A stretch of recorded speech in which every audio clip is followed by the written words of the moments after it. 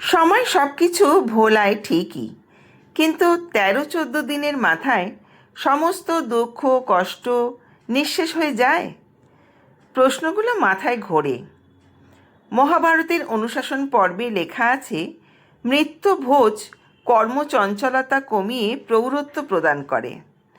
আসুন একটু বোঝার চেষ্টা করি একটা কাহিনীর মাধ্যমে। একবার এক সাধু ঘুরতে ঘুরতে এক গ্রামে এসে পৌঁছান। সন্ধেবেলা তিনি সেই গ্রামের এক মন্দিরে আশ্রয় নেন। সাধুরা যারা পরিব্রাজন করেন এখান থেকে ওখানে যান, তারা সাধারণত কারোর বাড়িতে থাকেন না বা শয়ন করেন না। কোনো আশ্রম বা মন্দির থাকলে সেইখানেই থাকেন, আর মন্দির সব স্থানেই থাকে।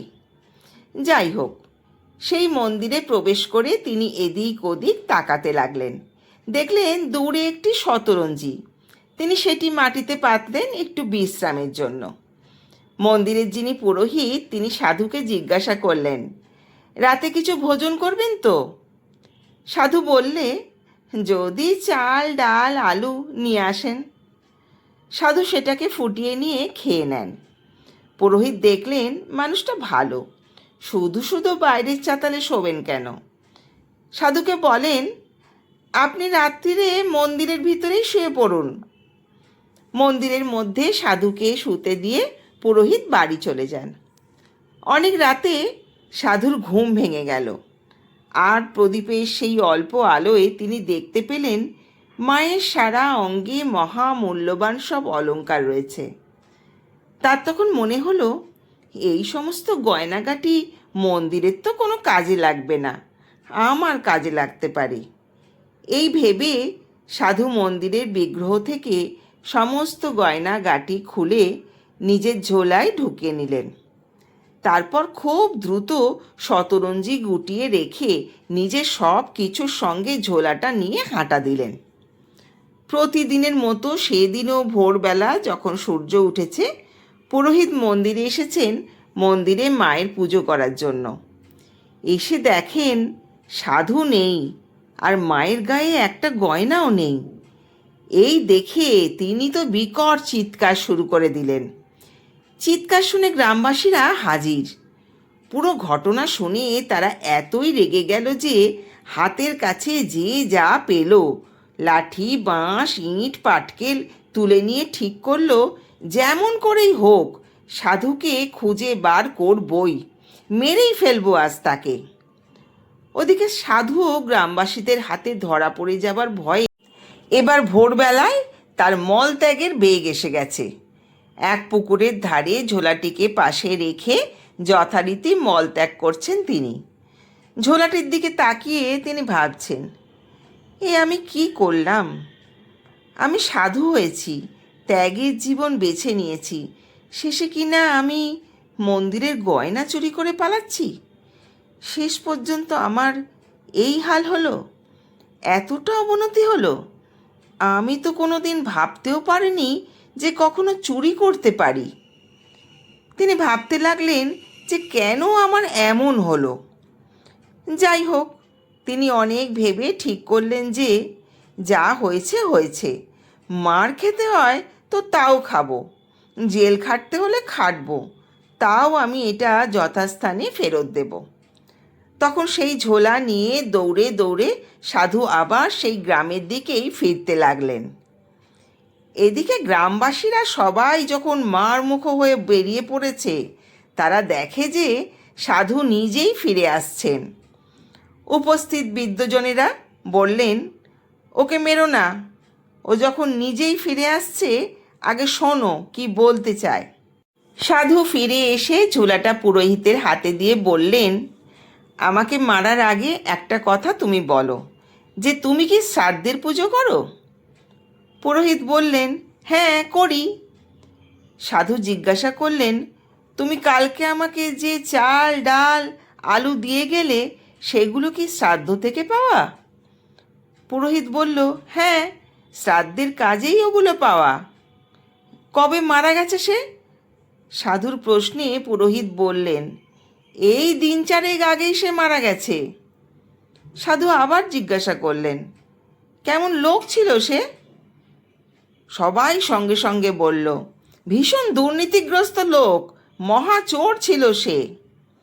সাধু নিজেও বুঝলেন ব্যাপারটা, উপস্থিত সকলকেও বোঝালেন।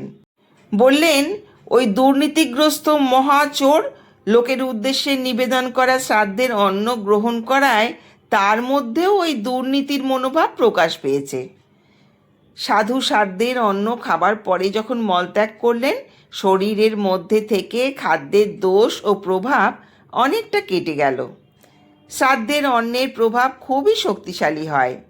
তা বলে বলছি না যে সবাই খুব খারাপ লোক, কিন্তু যার মৃত্যু হয়েছে তাকে যখন অন্ন নিবেদন করা হচ্ছে আর সেই অন্ন যখন আমরা গ্রহণ করছি, তখন মৃত্যু পথযাত্রীর সংস্কার, কামনা ও বাসনা যেহেতু খুব তীব্র থাকে, তাই সেই খাদ্যের প্রভাব খুব দ্রুত অনুভব করা যায়। বিশেষ করে মৃত্যুর সময় এগুলোর তীব্রতা আরও বেশি থাকে। মানুষের যখন মৃত্যু হয় তখন জীবনে কি করতে পারলাম না আর শরীর ও মনের যে সকল বাসনাগুলো ছিল সেগুলো আরও প্রবল হয়ে ওঠে, কারণ সেগুলো পূরণ না করেই শরীর চলে যাচ্ছে। মৃত্যুর পর সেই অবস্থায় তার প্রেতযোনি বা সূক্ষ্ম শরীরটা থাকে। নিবেদন করা খাদ্যেও তার প্রচণ্ড লোভ থাকলেও সে সেটা খেতে পারে না, কারণ তখন সে শরীরে নেই। কিন্তু খাদ্যের সাথে যে শুধু স্থূল যোগই থাকে তা নয়, মনেরও যোগ থাকে। যেমন ধরো, কোনো বাড়িতে গিয়ে অনেক ভালো মন্দ খাওয়ার পরও তুমি দেখলে তোমার ঠিক তৃপ্তি হচ্ছে না, কারণ তার সেই বাড়িতে যেভাবে উপার্জন করা হয় এবং রান্না করা হয় তা তামসিক, আর সেই ভাব সেই খাবারকে দূষিত করেছে বলেই সেই খাদ্য শরীরে প্রবেশ করে তোমার মনকেও প্রভাবিত করেছে। আবার হয়তো কোনো বাড়িতে তুমি সাদামাটা ভাতে ভাত আলু সেদ্ধ খেয়ে যেন মনের মধ্যে একটা তৃপ্তি আনন্দ পেলে, তার মানে জানবে সেই বাড়িতে যেভাবে উপার্জন হয় তা সৎভাবে হয় এবং একটা সেবা ও ভালোবাসার মন নিয়ে রান্না করা ও খেতে দেওয়া হয়।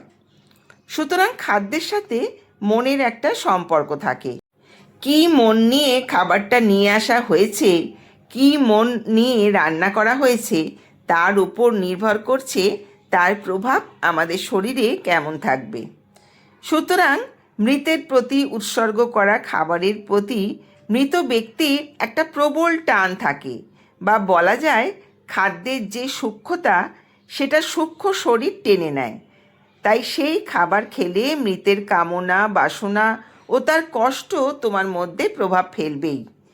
বিশেষ করে যদি কারো দীক্ষা হয়ে থাকে তার উপর বেশি প্রভাব দেখা যায়, কারণ দীক্ষা নেওয়ার পর সে তার জীবনযাপন পাল্টায়, ধ্যান জপ করে, সব সময় ইষ্টদেবের চিন্তা করে বলে তার শরীরের মধ্যে এক ধরনের সাত্ত্বিকতা ফুটে ওঠে।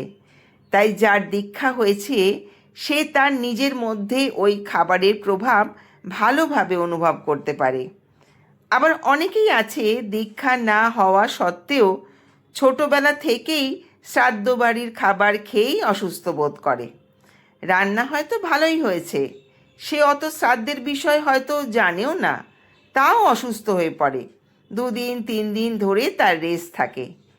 এই কারণেই দীক্ষা নেওয়ার পরে শ্রাদ্ধ বাড়িতে খেতে বারণ করা হয়। সবাই এই কথাটা বোঝে না বলেই কেন খাবি না, কি হবে একদিন খেলে, এই বলে খিটিমিটি শুরু করে দেয়। শ্রাদ্ধ বাড়িতে যদি বাইরের থেকে বা দোকান থেকে কেউ ফল, মিষ্টি বা অন্য কিছু এনে দেয় সেটা খাওয়া যায়।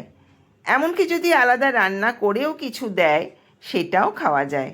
কিন্তু মৃতকে নিবেদন করা বা তার চিন্তা করা যে খাবার, সেই খাবারটা সাধারণত দীক্ষিত যারা তাদের খেতে বারণ করা হয়। শ্রীকৃষ্ণ বলেন, যে খাওয়াচ্ছে আর যে খাচ্ছে দুজনেরই যদি মন প্রসন্ন হয় তাহলেই খাবার খাওয়া উচিত। বন্ধুরা, আশা করি ভিডিওটি আপনাদের সমৃদ্ধ করেছেন। যারা আমার চ্যানেলে নতুন তারা চ্যানেলটি সাবস্ক্রাইব করে পাশে থাকবেন। সকলেই সম্পূর্ণ ভিডিওটি দেখবেন। আপনারা সম্পূর্ণ ভিডিও দেখলে আমারও নতুন নতুন বিষয় ভিডিও করতে উৎসাহ লাগবে। সকলে সুস্থ থাকবেন, ভালো